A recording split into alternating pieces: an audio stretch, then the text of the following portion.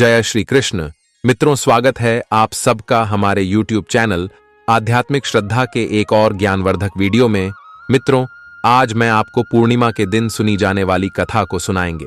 जो मनुष्य भी पूर्णिमा के दिन सुनी जाने वाली इस कथा को सुनते हैं, उनके सभी मन वांछित कार्य पूरे हो जाते हैं। मित्रों, विश्वास, सच्ची निष्ठा को मन में बनाए रखिए। मित्रों, वीडियो में आगे बढ़ने से पहले यदि आपने हमारे YouTube चैनल आध्यात्मिक श्रद्धा को अभी तक सब्सक्राइब नहीं किया है तो सब्सक्राइब जरूर करें और घंटी वाले बटन को दबाना ना भूलें, ताकि आपको हमारी आने वाली सभी वीडियो की जानकारी सबसे पहले हो सके। मित्रों, कथा को पूरी सुनें और सुनने के बाद कमेंट बॉक्स में जय श्री नारायण जरूर लिखें। आइए मित्रों, वीडियो को शुरू करते हैं। मित्रों, एक नगर में विक्रम सिंह नाम का एक राजा था। उसकी पत्नी का नाम राजलक्ष्मी था और वहीं नगर में एक ब्राह्मण और ब्राह्मण रहते थे। उनके यहां धन धान्य की कोई कमी नहीं थी, पर उनकी कोई संतान नहीं थी। इस वजह से वह बहुत दुखी थी।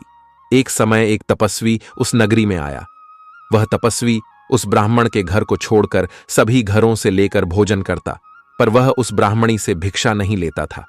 एक दिन जब्त तपस्वी ने किसी अन्य घर से भिक्षा ली और गंगा के किनारे जाकर प्रेम पूर्वक खाने लगा। तब ब्राह्मण ने तपस्वी के सभी कार्यों को करते देखा और अपने भिक्षा के अनादर को देखकर ब्राह्मण तपस्वी से जाकर बोले, आप सभी घरों की भिक्षा लेते हैं, पर मेरे घर से भिक्षा क्यों नहीं लेते?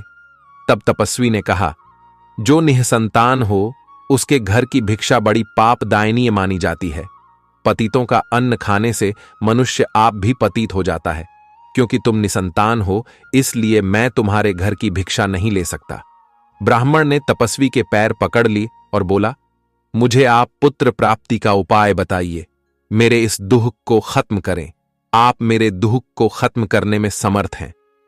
तब उसके द्वारा प्रार्थना करने पर तपस्वी कहने लगा, तुम चंडी की आराधना करो। और आकर उसने ब्राह्मणी को सारी बात बताई और खुद चंडी की तपस्या करने के लिए वन में चला गया। उसने चंडी की उपासना की, उपवास किया और 16वें दिन उसे चंडी ने दर्शन दिया और कहा कि तुम्हारे पुत्र होगा, पर वह 16 वर्ष का हो जाएगा तो मृत्यु को प्राप्त हो जाएगा। पर यदि तुम 32 पूर्णिमा का व्रत करोगे तो वह दीर्घायु प्राप्त करेगा। जितनी तुम्हारी समर्थ हो उतने घी के दीपक बनाकर शिविर के सामने जगाना, पर ऐसा 32 पूर्णिमा को ही करना। प्रातःकाल होने पर इस स्थान पर तुम्हें एक आम का पेड़ दिखाई देगा। पेड़ पर चढ़कर एक आम तोड़ना और घर ले जाकर पत्नी को दे देना। अब वह स्वप्न से जागा और पत्नी को सारी बात बताई। जब वह सवेरे उठा, उसने वहां एक आम के पेड़ को देखा और आम लगा देखा, पर वह आम तोड़ ना पाया, क्योंकि आम बहुत ऊंचे लगा था। और गणेश जी से प्रार्थना करने लगा कि है गणेश जी मेरा कार्य सिद्ध करें और मैं अपना मनोरथ पूर्ण कर सकूं। गणेश जी की कृपा से ब्राह्मण पेड़ पर चढ़ गया और उस फल को देखा। उसे महसूस हुआ कि ये तो वही वरदान वाला फल है, और उसने तोड़ा और पेड़ से नीचे उतर आया और फिर घर जाकर उसने अपनी पत्नी को दिया। 9वें महीने उसके पुत्र पैदा हुआ और पुत्र बहुत ही सुंदर सुशील था। उसकी माता पिता ने 32 पूर्णमासी का व्रत करना शुरू कर दिया। 16वां वर्ष लगते ही माता पिता को चिंता होने लगी कि कहीं 16 वर्ष होने पर बेटे की मृत्यु तो नहीं हो जाएगी। इसलिए उन्होंने अपने मन में विचार किया कि ये घटना अगर उनके सामने घटित हुई तो क्या होगा। उन्होंने उस बच्चे के मामा को बुलाया और कहा कि हमारी इच्छा है कि हमारे बेटे को तुम 1 वर्ष के लिए काशी में ले जाकर विद्या ग्रहण करवाओ। उसे अकेला बिल्कुल नहीं छोड़ना, तुम सदा उसके साथ रहना। और इस तरह से उन्होंने अपने बेटे को 1 वर्ष के लिए काशी भेज दिया। किंतु यह बात मामा को नहीं बताई। ब्राह्मण ने अपने पुत्र की मंगल कामना के लिए भगवती की आराधना शुरू कर दी और फिर 32 पूर्णिमा का व्रत पूरा कर लिया। कुछ दिनों के बाद मामा भांजा किसी गांव में ठहरे हुए थे। जिस धर्मशाला में वे ठहरे हुए थे वहां एक बारात ठहरी हुई थी। लगन के समय वर को कोई रोग हो गया। वर के पिता ने कुटुंबियों के साथ विचार विमर्श किया कि वह उस ब्राह्मण के बेटे को वर के रूप में ले जाते हैं और बाद में विवाह के अन्य काम अपने पुत्र के साथ। वर का पिता यूएस ब्राह्मण के बेटे के पास गया और बोला, तुम थोड़ी देर के लिए मेरे बेटे के स्थान पर बैठ जाओ। वे मान गए और मामा ने उसे वर बनने के लिए भेज दिया। विवाह कार्य विधिपूर्वक संपन्न हो गया। पत्नी के साथ भोजन ना किया और पत्नी ने देखा कि उसकी पति की आंखों में आंसू है। वह बोली, आप उदास क्यों हैं? लड़के ने सारी बात बताई। उस कन्या ने कहा, ऐसा कैसे हो सकता है? अग्नि के सामने मैंने आपको पति बनाया है। उसने ने कहा, ऐसा मत कहिए, मेरी आयु बहुत छोटी है। मेरी मृत्यु के बाद तुम्हारा क्या होगा? पत्नी बोली, जो होगा सो देखा जाएगा। दोनों ने साथ में भोजन किया और सो गए।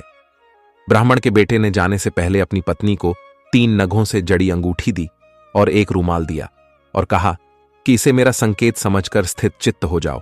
मेरा जन्म मरण जानने के लिए एक पुष्प वाटिका लगाओ और वहां नव मल्लिका लगाओ और उसे जल्द से सिंचित करती रहो। जिस दिन ये सूख जाए समझ लेना मेरे प्राणों का अंत हो गया, अर्थात मेरे प्राण निकल गए।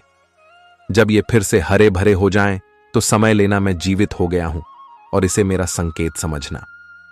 प्रातःकाल होते ही विवाह कार्य संपन्न हुए तो कन्या ने अपने पिता से कहा, यह मेरा पति नहीं है, मेरा पति वही है जिसका रात्रि में मेरे साथ विवाह हुआ था। यदि यह मेरा पति है तो मुझे बताएं कि रात्रि में हमारी क्या बातें हुई थीं। इसने मुझे क्या दिया? ये बातें सुनकर वर कहता, मैं कुछ नहीं जानता।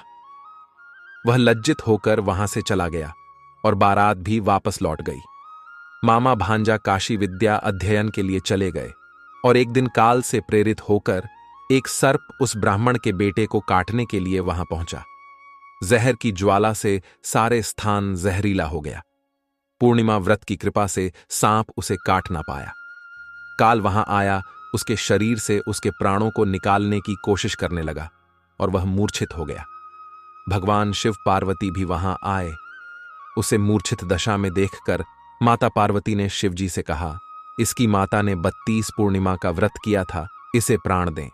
भक्त व स्थल भगवान ने उसे प्राण दान दिए। व्रत के प्रभाव से काल को भी पीछे हटना पड़ा। उसकी स्त्री उसकी प्रतीक्षा करती थी। उसने देखा कि पुष्प पाटिका में कुछ भी ना रहा और साथ ही देखा कि सब हरा भरा हो गया। ऐसा देखकर मैं बहुत हर्षित हुई और अपने पिता से बोली, पिताजी मेरे पति ठीक हैं, उन्हें ढूंढिए। उधर मामा भांजा भी 16वां वर्ष पूरा होने पर काशी से वापस चल पड़े और कन्या के घर पहुंच गए। कन्या ने अपने वर को पहचान लिया। ब्राह्मण 12वीं पूर्णिमा के व्रत करने से पुत्रवान हो गया और जो भी स्त्री इस व्रत को करती हैं वे कभी विधवा नहीं होती, सौभाग्य के वधी रहती है। यह व्रत पुत्र पुत्रों को देने वाला और सभी मनोकामनाओं को पूर्ण करने वाला है। भगवान शिव की कृपा से 32 व्रत करने वालों की हर इच्छा पूरी हो जाती है। मित्रों, आज के इस वीडियो में बस इतना ही। दोस्तों, वीडियो को लाइक, शेयर एंड चैनल को सब्सक्राइब जरूर करें। धन्यवाद।